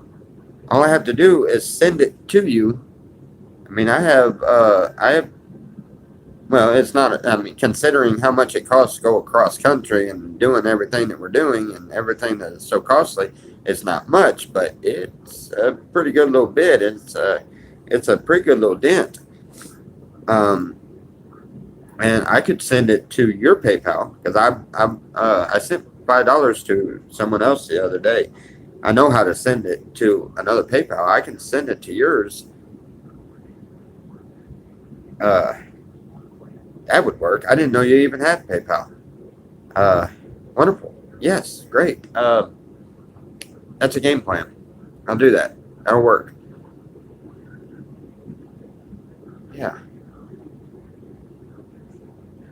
Awesome. Oh, and our direction has seemed to have changed again. I was planning on going towards like Michigan, which that one is personal reason stop. That is our other daughter we're going to go and see. And we was planning on going that way, and I like that idea because it's getting away from the hurricane. But for some reason, the next stop that is weighing heavy with me, other than going to church this evening, I guess is Maine. So I think we're gonna attempt to get up there and visit with. I have trouble with her name every time. I can't remember your name. If you would please tell me. I used Tyra. Yes. Tell me when I tried to use your PayPal before without the ranking. Wouldn't recognize it. The PayPal. The PayPal that you sent to before worked just fine. PayPal's free. Ron said he has one. He will bring it. We gotta get that fixed, Tommy. Yes, I plan on getting that fixed today. The tire will be fixed today. I've got to go and fix it, and Ron is bringing me a jack, so I'm good. Or no, wait a minute. I think he said he. Wait a minute. Did he say he was bringing a tire? Okay. You should go to my channel and subscribe. Tell my about page member help with cancer treatment. If you tie it in with your bank account, you can pull it from your bank card. Yeah, I don't have a bank account though. I should have done that before I left. I could help you. Tommy, just message me later. I can help you set it up. There we go. Actually, yeah, we'll go and get a prepaid card and get some help setting it up. That's how I set up. Hey, bro, I got it. Good day. Later, Goody Hunter.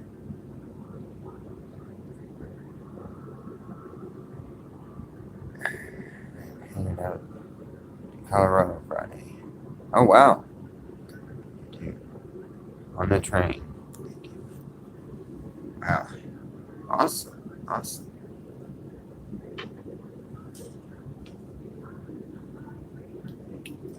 Oh.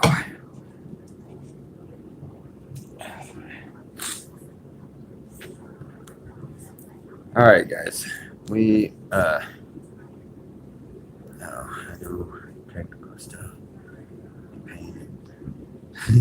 Yeah, all technical stuff is really a pain in the butt.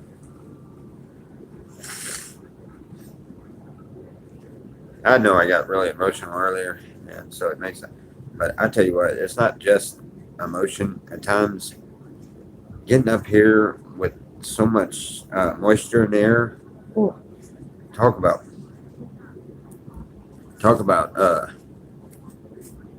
drive your sinuses crazy.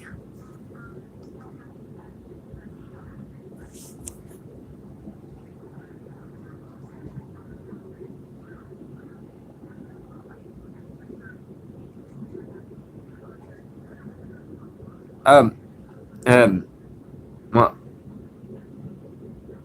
don't we need the tire off of the vehicle? Because it's got to be put on the rim, don't it?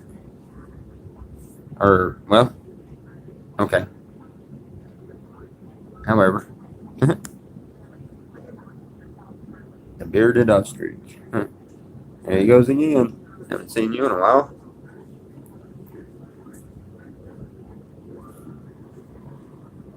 Beard's kind of been a trademark. I think I'm gonna keep it like it is. Sorry, I got the hiccups.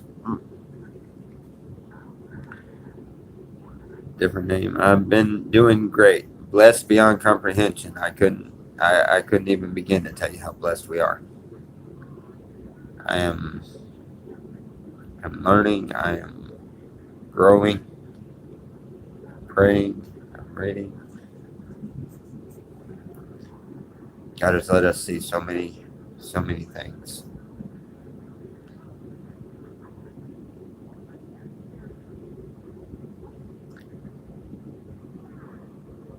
Yes, God bless all.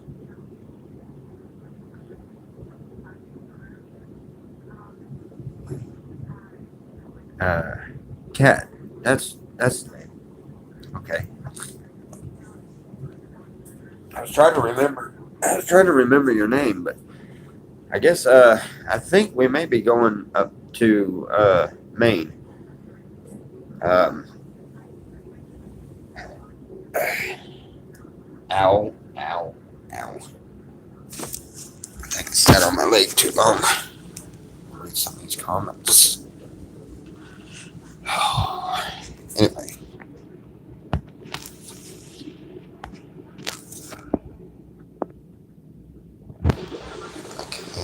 okay. What's your name? Can change a tire on the side of I didn't once. I can change the tire on the side of the road. Let's see. Saw you with GJB. Yeah, he's a really interesting guy.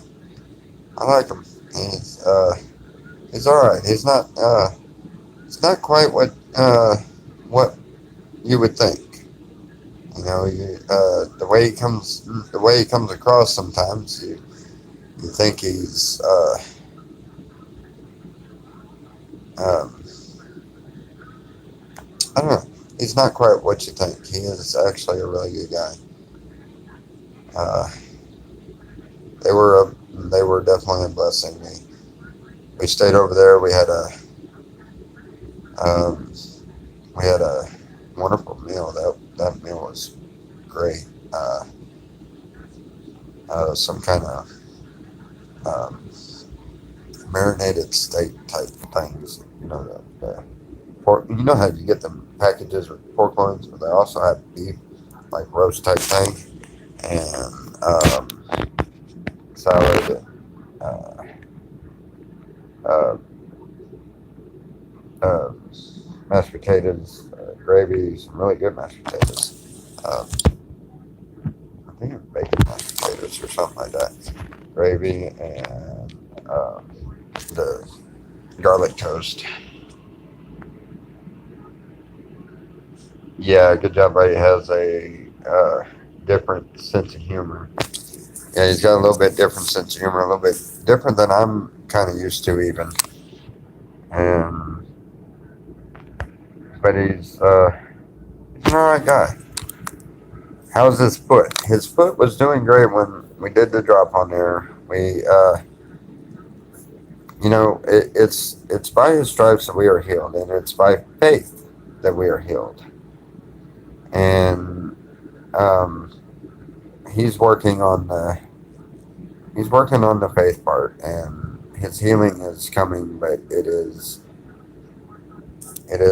you know, not every healing is instantaneously gotten. Sometimes the healing is over a period of time, and you can tell that's the case because it seems to be slowly going away, and we even blessed him and prayed over him that he would receive a healing from the inside out for everything that is wrong in his life. And he put his head back, and I literally poured some of the oil in his mouth so he can get the healing from the inside out. And he said it has no taste. I haven't tasted it yet, but we're almost done. Uh, sorry. Yeah, I know. But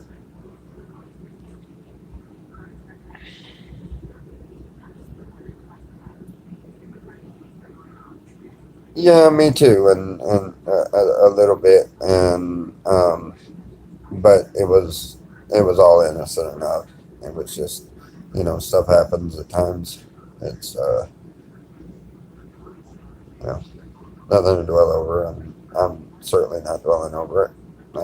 She is a very blessed soul. Her mother, I love that woman to death. That woman's cool. Um, she's a really neat lady.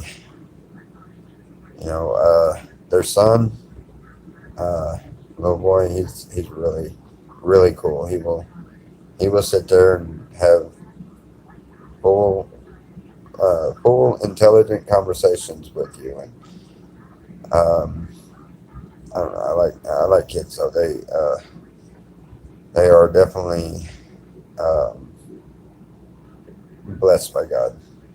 Um, you know,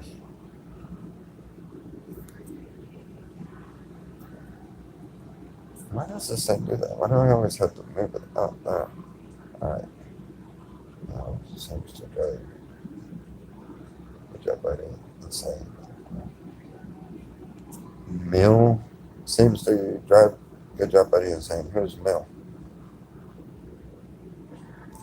Anyway, but yeah, I think. I know that with everything that I told and taught. Oh, okay, yeah, yeah, I could see that. Yeah, she does, but I don't know her on that level. I don't live there with them or anything, so I don't know about that. But I know from what we've met and what we've seen of her, she's a pretty cool person. Yeah. But anyway, I think with everything that I told him and everything we prayed over and everything we discussed and everything, I know that he is working out his own salvation. Um, he's working it out as we speak. I know he is. Well, actually, it's pretty early, so he's probably sleeping. But uh, anyway, he's working out his salvation. Same way with Amber, and same way with her mom. Um, and but Eddie could use some prayer. So I encourage everyone, please start a prayer chain. Everyone in harmony, or however, just pray and pray that he pray for an enlightening spirit and pray for the spirit of God to come into his life and um, help cleanse him.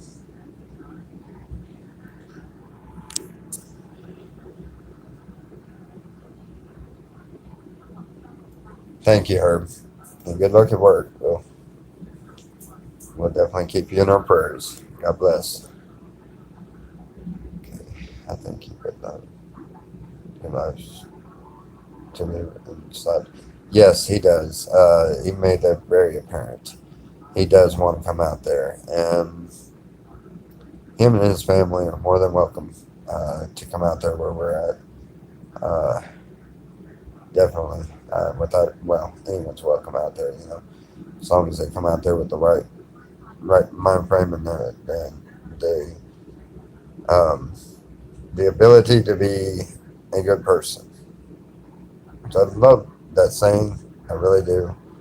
I just hate that it was tarnished by one individual, but that was my saying. So please don't read nothing into that one. But that was my saying that he picked up from me. So when I say we're just good people trying to do good things, remember that is and was my saying first. Okay? So you may hear me say that a lot too. Too, brother. Nice.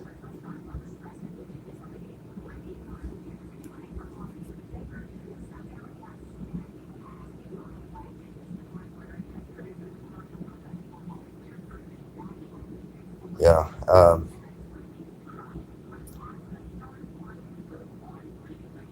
He would love to go out there, but I think there's a little bit of fear in it because it is off grid, and you pretty much, or in order for them to go out there, they would pretty much have to give up all, or give up most all possessions, and it really truly takes an act of faith to do that, and that's how this all started. When I was in Oklahoma, I kept talking about there. Now I never really have been worried about any kind of material items or anything.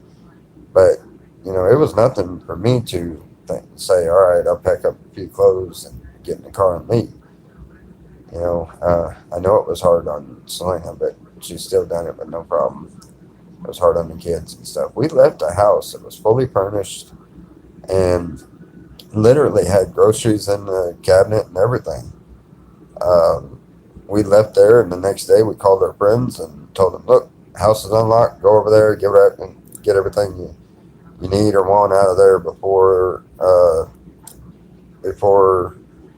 the people that we were renting from come and clean it out. Because when we left, we didn't say anything to anybody. We literally just left, and I can only imagine. I would imagine that they probably showed up wondering where their rent was eventually. But we did drive by the house, or the trailer that was at, and I noticed that our air conditioner's still in the window, the shades are still the same, the curtains are still the same. So I imagine whoever they rented it to probably just kept the same stuff in here. But we literally on page just up and left and went to the slabs, and oops. What are you doing? Oh, pushing buttons. That's what I'm doing. Anyway, we went out there for a complete new beginning, and that's exactly what we got. Because really, I've really grown a lot spiritually. I wouldn't want it any other way.